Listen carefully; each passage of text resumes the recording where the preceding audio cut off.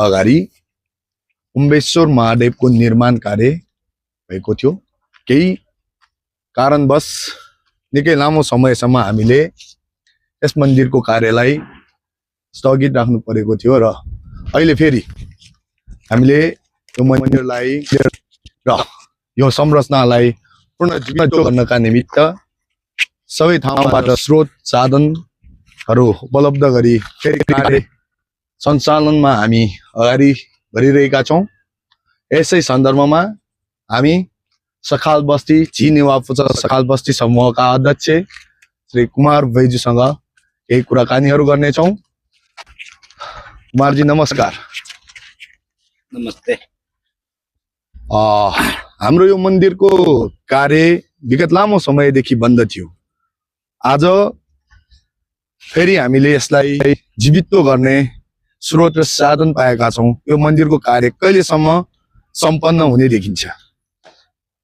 पहिलादेखि चाहिँ हामी साक्षीहरू कार्य समिति साक्षीहरू चाहिँ सबै कहाँ कहाँ जानुपर्छ सबै कार्य समिति बसेको साक्षीहरू यतिका मेम्बर साथ चाहिँ गरेको छ। अनि चाङ्गुन नगरपालिकाले पनि दौरादर गरेको छ, वडा समिति पनि दौरादर गरेको छ साक्षीहरू। अहिले चाहिँ अब अलिकति 50% जति ढुक्क भयो। अब यो हामी सायद 5.5 वर्ष जति भयो हामी यो फर्स्टमा निर्माण सुरु भएको। अनि निकेश्वरा र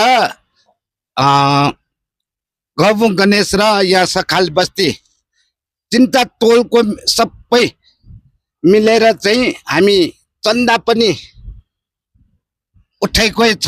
उठाएर पनि चाहिँ अब यो चन्दा उठाएको चाहिँ सकेर नबुक भएर चाहिँ सकेर चाहिँ अहिले चाहिँ अलिअलि सहयोग चाहिँ वडा समितिबाट पनि नगरपालिकाबाट पनि सहयोग दिएको हुनाले 50-60% चाहिँ अलिक ढुक्क भएको छ।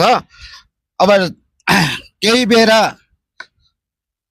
अब यो पार्टी गणेश मन्दिर जिता चाहिँ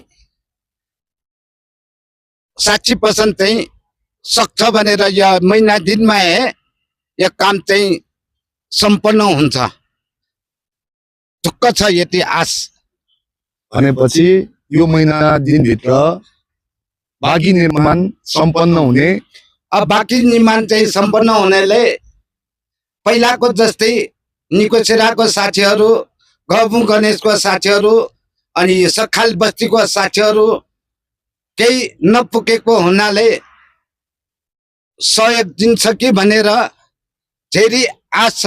अनि यहाँ मुख्य चाहिँ घन्टा एउटा पनि यहाँ कहीँबाट आएको छैन अहिलेसम्म। घन्टा राख्ने चाहिँ मानवार अनि कोही आयो भने यो पनि पुण्य धेरै पुण्य हुन्छ। अरू ठाउँमा तीर्थ जानु परेन। यो तीर्थ भने यो कुम्नेश्वर महादेवको तीर्थ भने पहिला हाम्रो यो दशमीको त यो नगराट जाने ठाउँमा चाहिँ इन्दानी बाटो चाहिँ नगराट चाहिँ हामी खोसिल मुख धुने चाहिँ यो डोबालमा चाहिँ आउनु भनेर सुनेको छु। यो धेरै महत्त्वको डुबान यो जस्तै यो सबैको पिठको चाहिँ डुबान छ। बर्मानदेखि खोरे भयो माइसोरी भयो सबै डुबान। यो पनि माइसोरीको कहाँ यो इन्दानी मन्दिरको चाहिँ हाम्रो सुन्ताकी ताने भने यो मुहान चाहिँ मुख्य चाहिँ यही कुम्नेश्वर महादेवको मुहान भनेको हामी बुढापाकासँग हाम्रो बाजेसँग चाहिँ पहिला धेरै सुनेको छु। यो चाहिँ महत्त्व तीर्थ भएको हुनाले कोही अब सही दाता या सहयोग दिने चाहिँ कोही छ भने हाम्रो यहाँ चाडपाटको साथीहरूले पनि सम्पन्न गरे पनि हुन्छ। निकोसेरा साथीहरूले पनि सम्पन्न गरेर हुन्छ। या सखाल बच्चीको चाहिँ कोही साथीहरूले पनि सम्पन्न भए पनि हुन्छ। या आर्थिक रूपले सहयोग दिने मान्छेले यति भनेर चाहिँ म यही कुरा गर्छु। साँच्चै नै भन्नुपर्दा यो उम्बेश्वर महादेव निर्माण गर्नुको एउटा छुट्टै तात्पर्य छ। इतिहास बोकेको घसाङखुसुङ कासन खोला र हलमान्ते खोलाको दोभान परापूर्व कालदेखि यस स्थानमा हाम्रो नवरात्रि अर्थात् 9 देवीको पूजा आजा गर्दाखेरि हाम्रो इन्द्रायणी भगवतीको पूजा गर्दाखेरि यस स्थानमा चाहिँ आएर मुख धोएर यहाँको जल लगी चढाउने परम्परा थियो। आज विरक्त लाग्छ यो कुराहरू गर्दा। आज खोलाको अवस्था मुख धुन त के छुन पनि नहुने अवस्थामा छ। हामीले यसलाई फेरि जीवित पार्न यहाँ मन्दिर निर्माण गरेका हौं र अबको समयमा पूर्ण फेरि हामीले यहाँको पानी अर्थात् जललाई मन्दिरसम्म पुर्याउन योग्य र सक्षम बनाउने हिसाबमा हामी हिँडेका छौं। अहिलेको जलन्द उदाहरण यहाँ प्रस्तुत छ। कुम्भेश्वर महादेव यहाँ छ भने यहाँ गणेश मन्दिर बन्दैछ। अहिले पार्टीको निर्माण कार्य भइरहेको छ।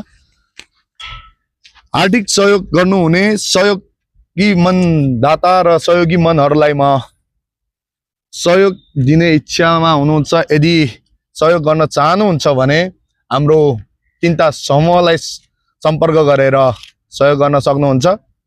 निकोसेरामा रहेका साथीभाइ दाजुभाइ दिदीबहिनीहरूले निकोसेरा भित्रकै यस कुम्भेश्वर महादेव समितिका सदस्यहरू हुनुहुन्छ। उहाँहरूसँग सम्पर्क गरेर सहयोग गर्न सक्नुहुन्छ भने चारदोबाटो लगायत सम्पूर्ण दुवाकोटवासीहरूले चाहिँ चारदोबाटोमा हाम्रो यस कुम्भेश्वर महादेवका सचिवज्यू बलराम सुवालजी हुनुहुन्छ। उहाँसँग सम्पर्क गर्न सक्नुहुन्छ भने सखाल बस्तीमा अघि हामीसँग आउनुभएका आदरणीय दाजु अर्थात् ठुल्बा कुमार बेजुलाई सम्पर्क गर्न सक्नुहुन्छ। यति भन्दै हजुरहरूको माझबाट बिदा हुन्छु। जय देश, जय हिन्दू राष्ट्र।